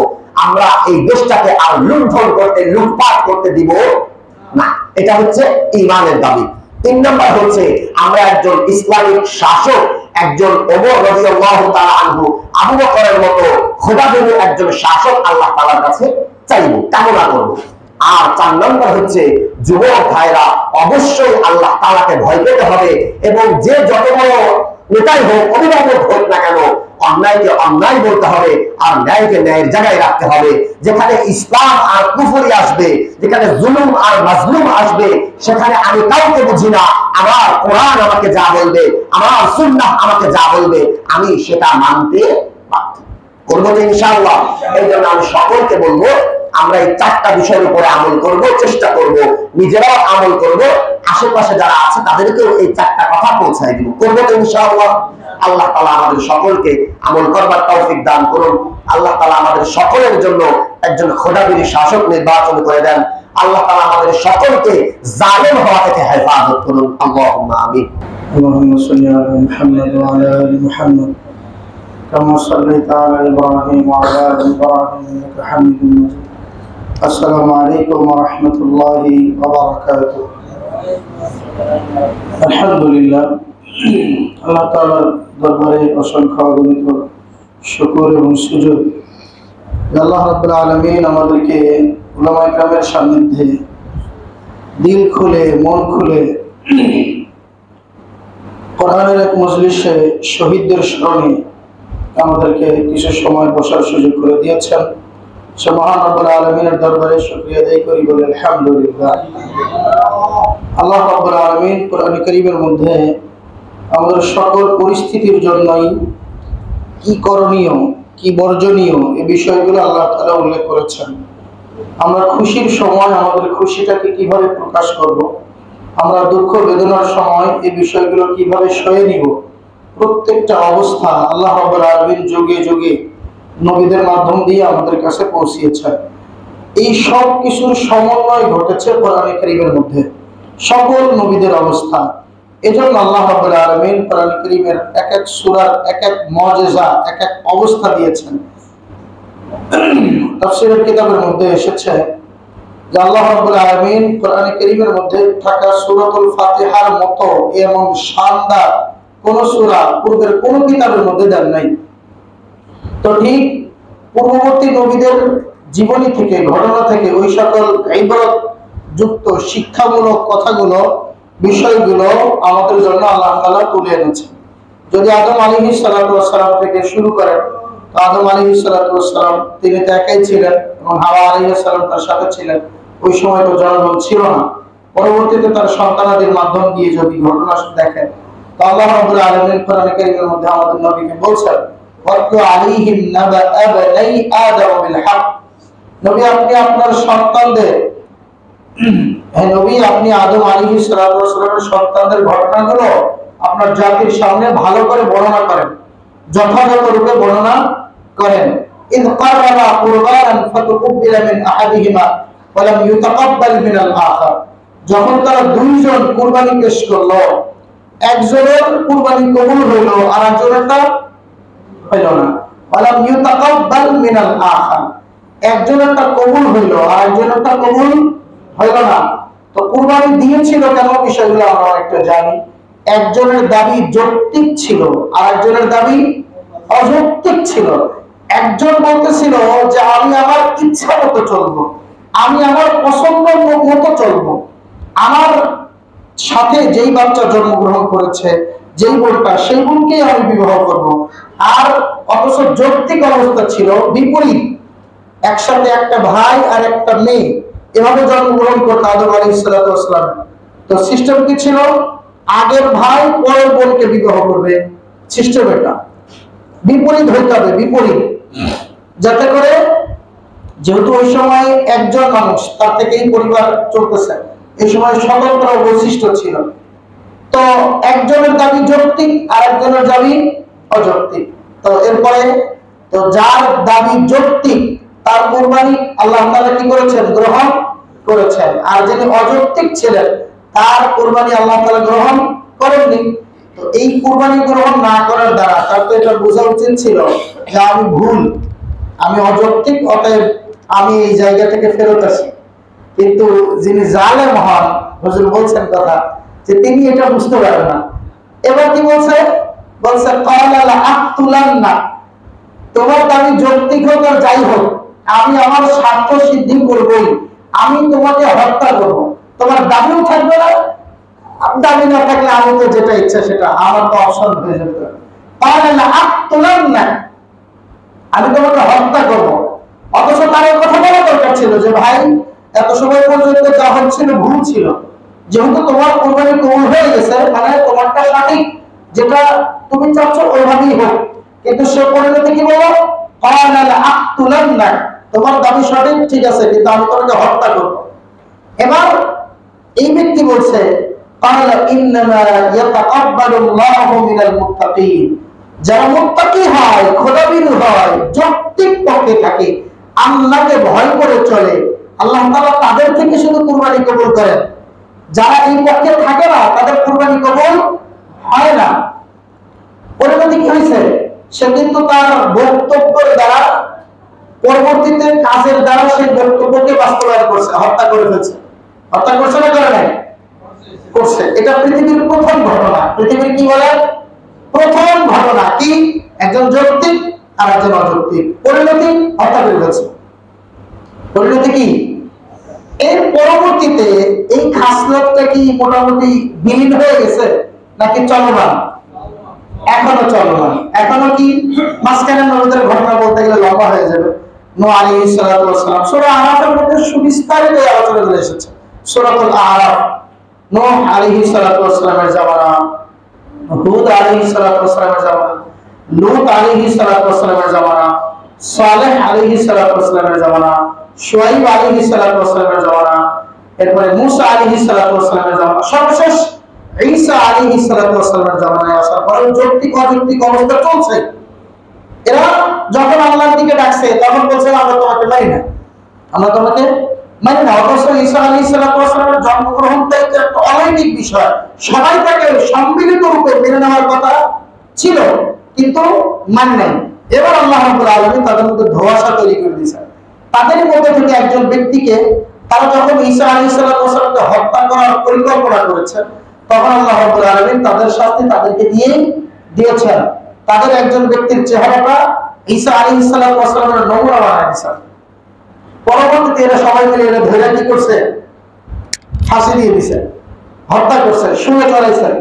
শুনে চড়াই মনে করতেছে যে আমরা ঈসা আলাইহিসসালামকে কি করলাম, শুনে চড়াইলাম। অথচ আল্লাহ তাআলা কি বলছেন, মা কাতালুহু, তারা তাকে হত্যা করতে পারে নাই, ওয়া সালাবুহু, তারা শুলেও চড়াইতে পারে নাই। বলে ঘটনা কি হয়েছে, বলে ওয়ালাকিন শুব্বিহা লাহু, তাদের পেছ লেগে গেছে, ঘোরের মধ্যে পড়ে গেছে। চেহারা দেখা যায় ঈসা আলাইহিস সালামের মতো দূরে চড়াই গেছে, পরে দেখা যায় তাদের একজন নেতা নিখোঁজ। তাদের একজন কি, তাদের একজন নেতা, এই পরিকল্পনার অংশ একজন, সেই লোক নিখোঁজ। কি ব্যাপার, বলে তাহলে সেই মনে হয় কি হত্যা হয়ে গেছে। আমাদের সময়গুলোতেও জালেম মজলুম এই দুই শ্রেণীর মানুষ রয়েছে। আল্লাহ রাসূল সাল্লাল্লাহু আলাইহি ওয়াসাল্লাম স্পষ্ট করে বলছেন, ফতহ মক্কার ভাষণের মধ্যে বলছেন, ফান্নাসু রাজুলান, মানুষ দুই শ্রেণীর, মুমিনুন তাকিয়ুন, খোদা ভীরু মুমিন, অথবা ফাসিকুন শাকিয়ুন, অথবা কাফিরুন শাকিয়ুন, সে পাপাচারী ব্যক্তি, হতভাগা পাপাচার, পাপাচারী ব্যক্তি, সে কপাল পোড়া কাফের। এই দুই শ্রেণী, এর বাইরে কেউ নাই। এই দুই শ্রেণী, হয় সে আল্লাহকে ভয় করে মুমিন হবে, আর নতুবা সে পাপাচারে লিপ্ত হবে, হতভাগা হবে। তো পাপাচারে লিপ্ত ব্যক্তি, এই যে হতভাগা, এটা চূড়ান্ত, সেটা দুনিয়াতে প্রকাশিত হওয়া, এটা আল্লাহ তাআলা করেন। আবার আখিরাতের জন্য জমা হওয়া, এই নমুনাও আল্লাহ তাআলা রেখেছেন। কিন্তু হতভাগা শাস্তিযোগ্য, এটা নিশ্চিত, এটা নিয়ে কোনো সন্দেহ নাই। আল্লাহ রাব্বুল আলামিন কোরআন কারীমের মধ্যে এই বিষয়গুলো সুস্পষ্ট রূপে উল্লেখ করেছেন। আল্লাহ রাব্বুল আলামিন বলেন, গলিবাতির রূম, যখন এই আয়াত নাযিল হলো, তখন আবু বকর রাদিয়াল্লাহু তাআলা একটা সময় বলছেন যে এতদিনের মধ্যে রোম বিজয় হয়ে যাবে। রোম কি হয়ে যাবে, বিজয় হয়ে যাবে। অথচ রোম বিজয় হওয়া, এটা ওই জামানার মানুষ স্বাভাবিক অবস্থায় চিন্তাই করতে পারে না। যদি এখন বলি যে ইসরায়েলের সব মানুষ, ইসরায়েল একসময় পরাভূত হবে, ইসরায়েলের মতো ক্ষমতা দেওয়া এই সে, তা আমাদের এখন মেনে নেওয়া কষ্ট হবে। যারা ইউটিউব কেন্দ্রিক, যদি আপনি দেখেন যে সামরিক ক্ষমতা সব থেকে কাদের বেশি, তো ওই ইউটিউব থেকে আপনাকে এমন মেসেজ দিবে যে আপনি জীবনে ইউটিউব থেকে প্রাপ্ত তথ্য অনুযায়ী জীবনে ইসরায়েলের বিরোধিতা করার চিন্তাই করবেন না। তো ওই সময় রোম হলো এরকম পরাশক্তি, যাদের বিরোধিতা করা বা যাদের পতন আশা করার মানুষই নাই। কিন্তু আয়াত নাযিল হয়ে গেছে, ঘটনা ঘটছে না, ঘটে নাই, রোম বিজয় হয়ে গেছে। এখন আমাদের সমস্যা হলো অস্থিরতা, আমাদের সমস্যা হলো অস্থিরতা। এটাও মানুষের খলিকাল ইনসানু মিন আজাল, মানুষের একটু তাড়াহুড়াতেই তাদের সৃষ্টি, একটু তাড়াহুড়া করে মানুষ। সাহাবায়ে কেরাম পর্যন্ত জুলুমের একটা পর্যায়ে বলছেন, মাতা রাসূলুল্লাহ, আর কবে আল্লাহর সাহায্য আসবে। এই কথা বলছেন সাহাবায়ে কেরাম কোন পরিস্থিতিতে গিয়ে যাবেন, সাহাবায়ে কেরামকে শিয়াবে আবু তালিবের মধ্যে আটকায় রাখা হয়েছে। শিয়াবে আবু তালিবের মধ্যে 2.5 থেকে 3 বছর একটা পাহাড়ের মধ্যে আটকায় রাখা হয়েছে। আল্লাহ রাসূলের সাথে মানুষের যোগাযোগ বিচ্ছিন্ন করা হয়েছে। ব্যবসায়িক লেনদেন তো বন্ধ করা হয়েছেই, বরং কেউ আত্মীয়তার সূত্রে তাদেরকে সহযোগিতা করবে এই সুযোগও ছিল না, এই সুযোগও ছিল না। এক পর্যায়ে সাহাবায়ে কেরাম বলছেন যে আমরা আমাদের কাছে থাকা খেজুরগুলো এক এক খেজুর ভাগ করে করে খেতে থাকলাম। এক পর্যায়ে খেজুর ভাগ করে খাওয়ার অবস্থাও শেষ হয়ে গেল। আমরা খেজুরের আটিগুলো চুষতে থাকলাম, যে যত সময় পর্যন্ত খেজুরের আটির ভিতরে, আটির উপরে মিষ্টতা বাকি ছিল, তত সময় আমরা খেজুরের আটি চুষতাম। খেজুরের আটি কি নরম জিনিস না শক্ত জিনিস? এর মধ্যে কতটুকু মিষ্টতা থাকতে পারে? বলে এই অবস্থা দীর্ঘদিন চললো। এরপরে আমরা গাছের পাতা খেতাম। সাহাবায়ে কেরাম বলছেন আমরা গাছের কি খেতাম, পাতা খেতাম। আমাদের মল গুলো ছাগলের মতো হয়ে গিয়েছিল। তারপরেও কি তারা বলছে এই নিজেদের অবস্থান থেকে ফিরে এসেছিলেন? এরপরে কি শিয়াবে আবু তালেবের দিন শেষ হয় নাই? পাহাড় থেকে মক্কার মসনদ আল্লাহ রাসূলের পায়ের নিচে আসে নাই? আসছে, অথচ সে আগে আবু তালেবের 2.5 বছরের সময়টা তো পার করতে হবে। তো আমরা এই যে জুলুমের অবস্থা ছিলাম, জুলমানা হালত, এই হালতটা চূড়ান্ত হওয়া, চূড়ান্ত রূপে বিস্ফোরিত হওয়া লাগে, এটা হয়ে গেছে। আমরা লম্বা একটা সময় অপেক্ষা করতেছিলাম যে মাতা নাসরুল্লাহ, আর কবে আসবে আল্লাহর সাহায্য, আর কত মানুষ আমাদের থেকে যাবে, এরকম একটা পরিস্থিতি। আজকে আমরা কুষ্টিয়াতে গিয়েছিলাম, কুষ্টিয়া হাসপাতালে আমরা প্রায় 14 জন রোগী এখনো ভর্তি আছে, কুষ্টিয়াতে অসুস্থ 14 জন রোগী এখনো ভর্তি আছে। বিভৎস একটা এক্সরে রিপোর্ট দেখলাম, বিভৎস অবস্থা। হাঁটুর মধ্যে মনে হচ্ছে যে কিছু না হলেও 50টা সররা গুলি হাঁটুর এক্সরেতে, বুকের মধ্যে পিছনে শত শত গুলি এক্সরে রিপোর্টের মধ্যে দেখা যাচ্ছে, শত শত গুলি পিছন দিক দিয়ে। এক রোগী ওয়ার্ডনে চাকরি করতে কুষ্টিয়াতে, কি অবস্থা দেখেন। তো এরপরে আরেকজন দেখলাম এরকম হাতে কোপ দিছে, এরকম গুলি লাগছে। একটা বাচ্চার কথা শুনলাম, কুষ্টিয়া থানার পাশেই একটা চায়ের দোকানে কাজ করে ছেলেটা, একদম ছোট, থানার পাশের চায়ের দোকান। তার মানে কুষ্টিয়া থানার সব ওসি অথবা সব ইন্সপেক্টর কনস্টেবল তাদের সাথে তার একটা কি রয়েছে, সক্ষতা পরিচয় পর্ব রয়েছে। এই ছেলেটাও যখন এই ন্যায্য দাম নিয়ে গেছে, এই ছেলেকে ডাকছে, বলছে এই এদিকে আসতো, চিনো তো সাহেব আলী নামে একজন ইন্সপেক্টর, আমরা নামও শুনেছি, যদিও সে এখন পলাতক রয়েছে। বলছে এদিকে আই, করে গুলি করবো না। ডাকছে, এই স্যার নিজেও এই ছেলের হাতে চা খেয়েছে, এই ছেলেকে ডেকে মাথার সাথে লাগায় ফায়ার করে দিয়েছে, ডেকে নিয়ে একটা ছোট বাচ্চা। এই যে একটা জুলুমের পরিস্থিতি, এরপরে আসলে কি স্বাধীনতা। তো জুলুমের পরিণতি যখন, জুলুমের শের যখন পুজে যায়, পূর্ণ হয়, তখন জালেমের পরিণতি শেষ হয়, জালেমের পরিণতি কি হয়, শেষ হয়। তো এখন হুজুরে যে কথা বলছেন, আব্দুল হক সাহেব সেই কথা বলছেন যে ওই একই জুলুমের পথে যদি আমরা চলি তো একই অবস্থা। কোরআন কারীমের মধ্যে এই সকল পরিস্থিতিতে আমরা কিভাবে বিজয়টা উদযাপন করব এই সম্পর্কে সূরা নাসর আপনি দেখতে পারেন, সূরাতুন নাসর অনুবাদ করতে পারবেন। ইদা জাআ নাসরুল্লাহি ওয়াল ফাত, যখন আল্লাহর পক্ষ থেকে আসলো সাহায্য এবং বিজয়, ওয়ারাআইতান নাসা ইয়াদখুলুনা ফি দীনিল্লাহি আফওয়াজা, নবী আপনি দেখবেন যে মানুষ দলে দলে দলে দলে আল্লাহর দ্বীনে ফেরত আসতেছে। আমরা দেখেছি ওই দিনে জোহরের নামাজে মুসল্লি বেশি হয়ে গেছে, সুবহানাল্লাহ। জোহরের নামাজে কি টুপিওয়ালা মানুষ বেড়ে গেছে, সালাম সবাই সবাইকে সালাম দিচ্ছে, এখন সহজে দিচ্ছে, বেড়ে গেছে না। ওয়ারাআইতান নাসা ইয়াদখুলুনা ফি দীনিল্লাহি আফওয়াজা, দেখবেন আপনি নবী আপনি দেখবেন যে মানুষ দলে দলে ইসলামের মধ্যে প্রবেশ করতেছে, ইসলামের লেবাসের মধ্যে আসতেছে, ইসলামের সংস্কৃতি গ্রহণ করতেছে। এই পরিস্থিতি বেড়ে যাবে। এখন কি করবেন? এখন তো আমাদের পক্ষে হয়ে গেল, কি করবেন?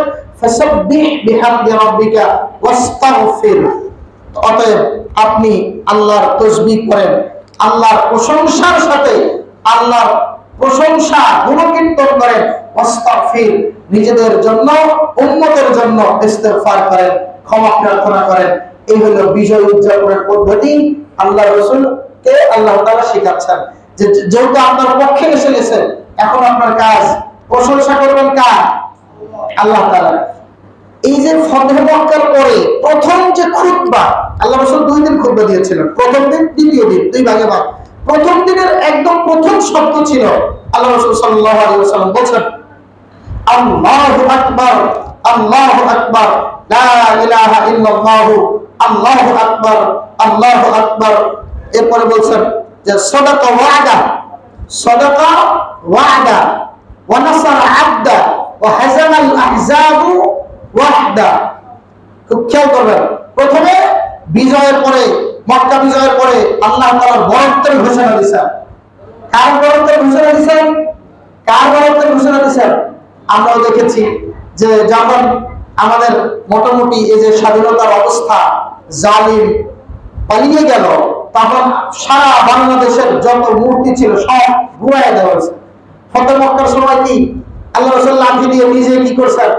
কি করছেন? মূর্তিগুলো ভেঙে ভেঙে দিয়েছেন। মূর্তিগুলো কি করছেন? ভেঙে ভেঙে দিয়েছেন। অতএব ভবিষ্যতেও কেন কোন এরকম মূর্তির উপাসনাকারী ব্যক্তি যেন আমার দায়িত্বে চলে না আসে যে আমি নিজে একটু স্মৃতিসৌধ বানাই আমার জন্য, আমার বাবার জন্য, আমার স্বামীর জন্য, এরকম যাতে না হয়, এটা খুব খেয়াল করতে হবে।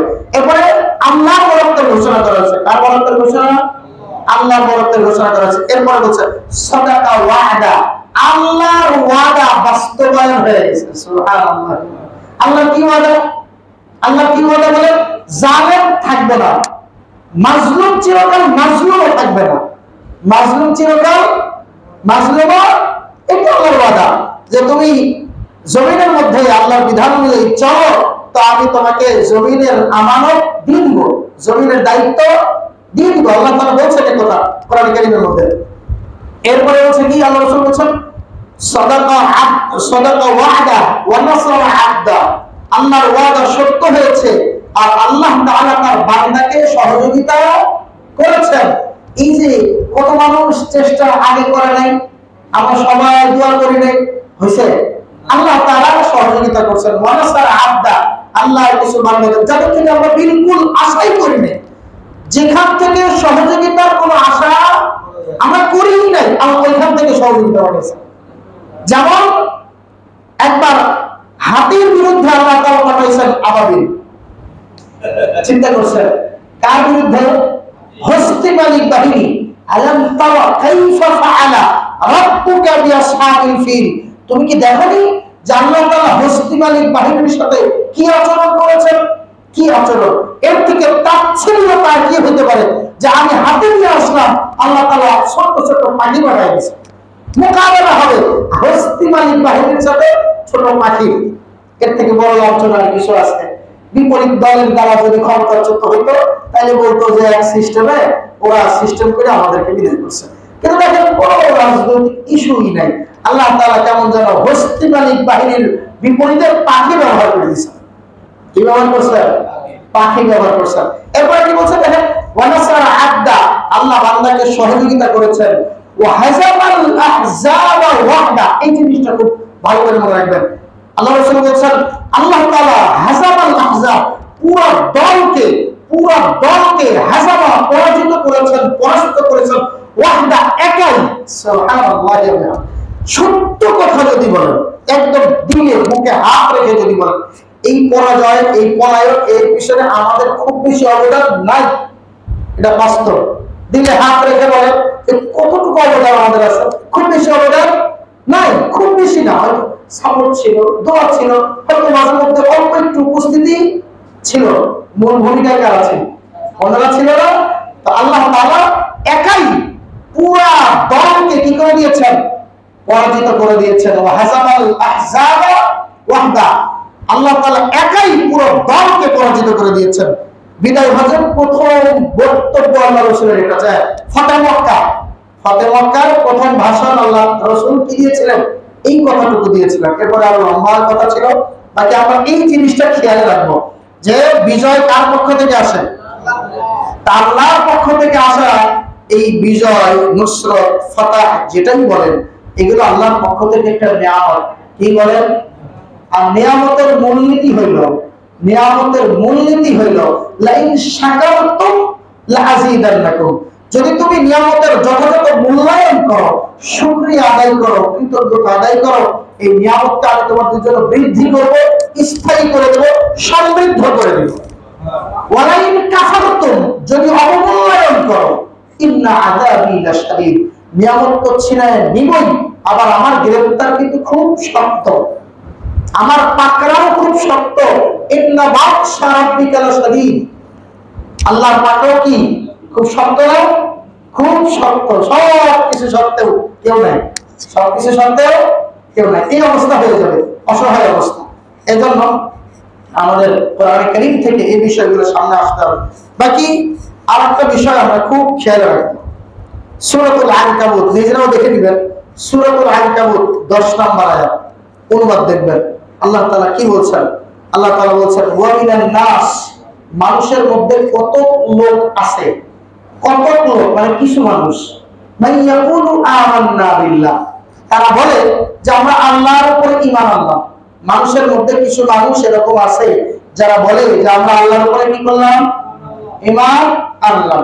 ফাইদা উযিয়া ফিল্লাহ, আল্লাহর উপর ঈমান আনছে, এবার আল্লাহর ব্যাপারে, আল্লাহর দ্বীনের ব্যাপারে কোন একটা বিষয়ে সে একটা প্রতিকূল অবস্থার মধ্যে পড়ছে, কষ্টে পড়ে গেছে, ফাইদা উদিয়া ফিল্লাহ, কোন একটা প্রতিকূল অবস্থা, হুমকির সম্মুখীন, ধামকির সম্মুখীন, যে কোনো একটা কষ্টের মধ্যে পড়ছে। এবার বলছে ফাইদা উদিয়া ফিল্লাহ জাআলা ফিতনাতান নাসি কাআযাবিল্লাহ, এই আমি তো এখন খুব বিপদে পড়ে গেলাম, আল্লাহ তো আমাদের শাস্তি দিয়ে ফেলছে, আমি তো মহা জুলুমের মধ্যে পড়ে গেছি। বলছে কি আমি ঈমান আনছি, এরপরে যখন একটা প্রতিকূল অবস্থা আসছে তখন সে পেরেশান, ফায়াকুল রাব্বি আহানান, হায় আমারে আমার রব অপমান করে ছাড়লো, এই কষ্ট আমার উপরে কেন আসলো, এই মানসিকতা। এরপরে ওয়ালাইন জাআ নাসরুম মির রাব্বিক, আল্লাহর পক্ষ থেকে সাহায্য এবং বিজয় যখন আসে, আল্লাহর পক্ষ থেকে সাহায্য এবং বিজয় যখন আসে, এখন তারা কি বলে, লা ইয়াকুলুনা ইন্না কুন্না মাআকুম, দোস্ত আমরা তো তোমাদের সাথেই ছিলাম, আমরা তো একসাথে। লা ইয়াকুলুনা, অবশ্যই অবশ্যই তারা বলবে ইন্না মাআকুম, আমরা তোমাদের সাথেই আছি। কি বলে, এই পরিস্থিতি আছে না নাই? এই আয়াত আজকে নাযিল হয়েছে নাকি? কিন্তু আজকের প্রেক্ষাপট ধারণ করে, আজকের প্রেক্ষাপট কি করে, আজকে নাযিল হয় নাই, এটাই কোরআনের মুজিজা। আজকের প্রেক্ষাপট এই আয়াতকে কি করে, ধারণ করে। যখন ইসলামের ব্যাপারে সে কষ্টে পড়ে তখন বলে এ আমার আযাব, আযাব শুরু হয়ে গেছে। আর যখন আল্লাহর পক্ষ থেকে ওয়ালাইন জাআ নাসরুম মির রাব্বিক, রবের পক্ষ থেকে যখন বিজয় আসে, লা ইয়াকুলুনা ইন্না কুন্না মাআকুম, আমরা তোমাদের সাথেই আছি, কোনো সমস্যা নেই। এবার আল্লাহ রাব্বুল আলামিন বলেন যে আল্লাহ কি জানেন না, আওয়ালাইসা আল্লাহু বিআলাম ফি সুদুরিল আলামিন, জগৎবাসীর দিলের মধ্যে কি আছে এটা আল্লাহ তাআলা জানেন না। এবার আল্লাহ তাআলা বলেন ওয়ালা ইয়ালামান্নাল্লাযীনা আমানু ওয়ালা ইয়ালামান্নাল মুনাফিকুন, আল্লাহ তাআলা কে ঈমানদার কে মুনাফিক এই বিষয়গুলো আল্লাহ তাআলা যাচাই বাছাই কি করবেন না, করবেন না, এমনি ছেড়ে দিবেন নাকি? হ্যাঁ, এই বিষয়টা আমাদের মাথায় রাখতে হবে যে মুনাফিক চক্র যাতে কোনো ধরনের কোনো সুযোগ সুবিধা ভোগ করতে না পারে, এটা মাথায় রাখতে হবে, সুযোগ সুবিধা ভোগ করতে না পারে। আমাদের অনেকেই অস্থিতিশীল পরিস্থিতির কথা বলছেন, লুটপাটের বিষয়গুলো বলেছেন, এখানে অল্প একটু কথা বলি, এটাই শেষ করে দেব ইনশাআল্লাহ। আল্লাহ রাসূল সাল্লাল্লাহু আলাইহি ওয়াসাল্লাম যখন মক্কা বিজয় করলেন, ওই দিনে কি রক্তপাত হয় নাই? কি বলেন, হয়েছে না হয়েছে না? হয়েছে। খুব ভালো করে জিনিসটা মাথায় রাখেন।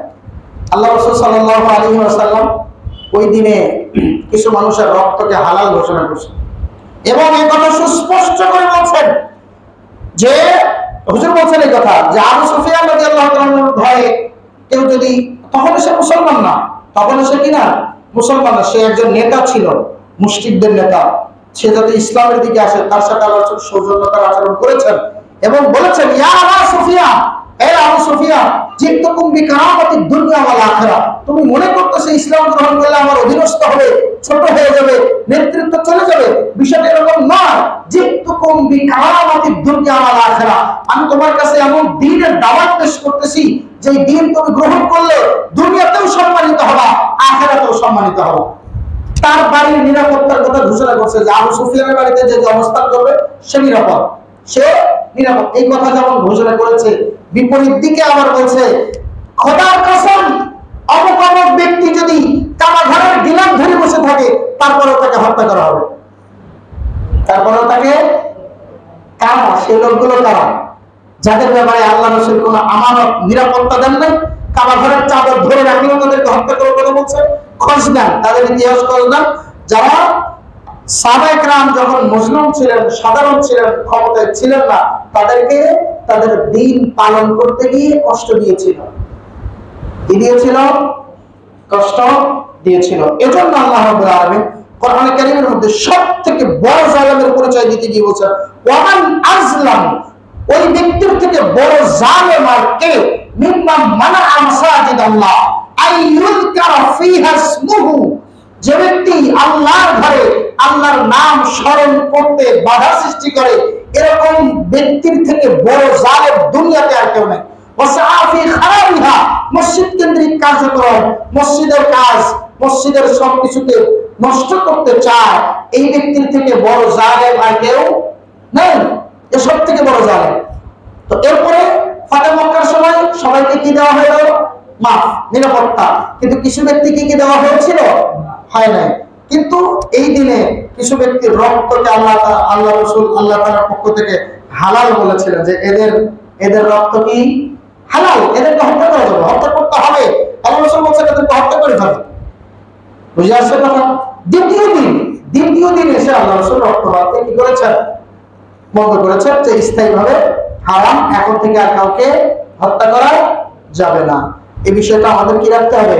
মাথায় রাখতে হবে যে কিছু মানুষের বিধান কি, কিছু মানুষের বিধান ভিন্ন, কিছু মানুষের বিধান কি বলে? ভিন্ন। এই বিষয়টা মাথায় রাখতে হবে। আর সামগ্রিকভাবে আমরা কেউ অন্যায়ভাবে কারো জিনিস ধরবো না। এটা তো আমাদের কমন, এটা ইসলামের মৌলিক বিধান যে মানুষ আল মুসলিমু মান সালিমা আল মুসলিমুনা মিন লিসানিহি ওয়া ইয়াদিহি, প্রকৃত মুসলমান ওই ব্যক্তি যার জবান থেকে আরেকজন মুসলমান নিরাপদে থাকে। জবান দিয়ে যখন কষ্ট দেওয়া যায় না, হাত পর্যন্ত যাওয়ার মশলা কোথায়? কি বলেন?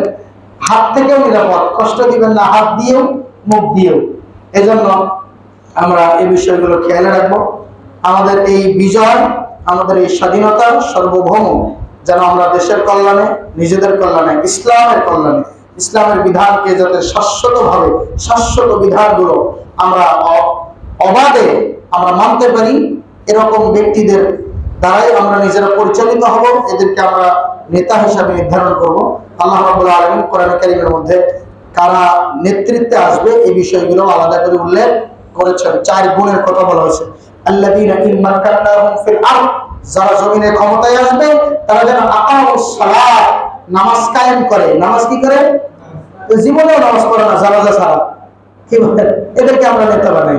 জীবনেও নামাজ পড়ে না জানাজা ছাড়া, জানাজা পড়ে শুধু তার ভোটের কারণে, তাও ওযু ছাড়া, ওযু করে না। আমি নিজে সাক্ষী, নিজে দেখছি, ওযু করে না, ঠিক না? ওযু করে না, শুধু জানাজা পড়ে সামাজিকতার কারণে। আকামুস সালাত, তারা নামাজ কায়েম করে, হ্যাঁ, ওয়া আতাউজ যাকাত, যাকাত আদায় করে। মানে অর্থনৈতিক ক্ষেত্রেও তার হালাল ব্যবস্থা সে কায়েম করে। আর শারীরিক ইবাদতের ক্ষেত্রে নামাজের কথা বলে সব বিষয়ে উল্লেখ করা হয়েছে। ওয়া আমারু বিল মারুফ, সৎ কাজের আদেশ দেয়। ওয়া নাহু আনিল মুনকার, এবং অসৎ কাজ থেকে মানুষকে বাধা প্রদান করে। এই 4 গুণ যারা করবে তারাই নেতৃত্বের আসনে বসবে। আমরা এই কামনা করি, আল্লাহ তাআলার কাছে দোয়া করি, নিজেরা মানসিকভাবে এইভাবে প্রস্তুতি নেই যে আমাদের মধ্যে থেকেও আমরা আমাদের জায়গাগুলোতে, সব জায়গায় এই গুণ, এই সিফাত যাদের মধ্যে আছে তাদেরকে আমরা সামনে বাড়াই দিব। তাদেরকে আমরা কি করবো? সে আমার মতের হোক, আমার মতো না হোক, সমস্যা নাই। এই 4 গুণ যদি ঠিক থাকে আমরা তাদেরকে কি দিব? সামনে বাড়াই দিব। আল্লাহ রাব্বুল আলামিন আমাদের এই মজলিসকে কবুল করেন। আমাদের এই বসাটা ছিল শহীদদের জন্য দোয়া। আসলে আল্লাহ তাআলা যদি শহীদ হিসেবে কবুলই করেন তা আমার আপনার দোয়া দরকার নেই। কি বলে? যদি শহীদ হয়েই যায় বিল ঈমান, তো আমি আপনি দোয়া না করলে আল্লাহ তাআলার কাছে তার মাকাম অনেক উঁচুতে।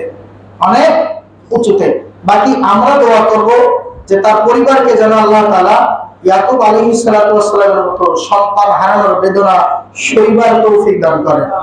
এবং আমরা দোয়া করব যে আল্লাহ তাআলা কোন পরিস্থিতিতে এরকম শাহাদাতের সুযোগ হইলে আমরা যাতে এখানে শরীক হতে পারি।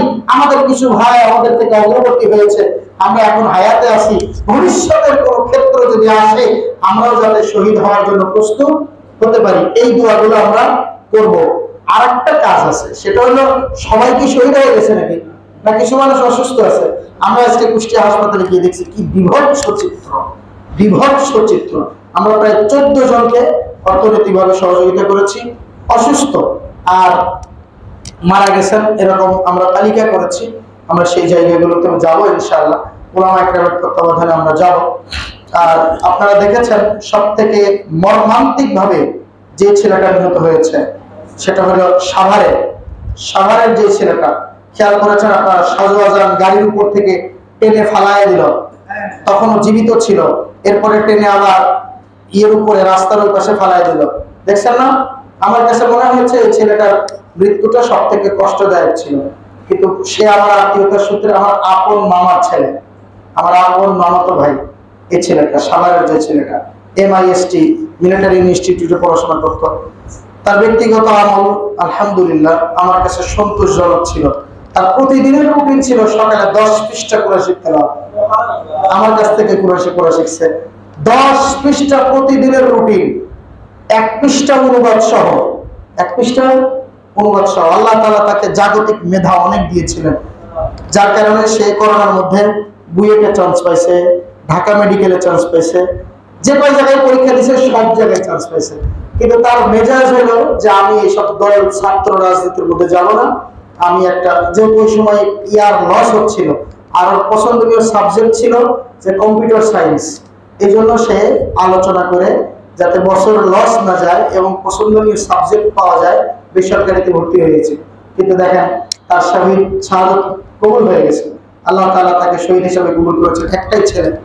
তো এই জন্য এরকম চিত্রটা একজনের না, এটা আমাদের পরিচিত কয়াতে সুলতানপুরে বাড়ি, আমার মামার বাড়ির এখানে সাভারে বাড়ি, এই জন্য ওইখানে দাফন হয়েছে। এরকম অনেক মায়েরই বুক খালি হয়েছে। আমরা সেই সকল পরিবারের জন্য দোয়া করব এবং যারা আহত হয়েছে তাদের খোঁজ খবর নেব, অর্থনৈতিকভাবে পাশে দাঁড়িয়ে সান্ত্বনা দিয়ে যে আমরাও আপনাদের সাথেই আছি, ভবিষ্যতে আমরা আপনাদের সাথে আছি। এই বিষয়গুলো আমরা খেয়াল রাখবো।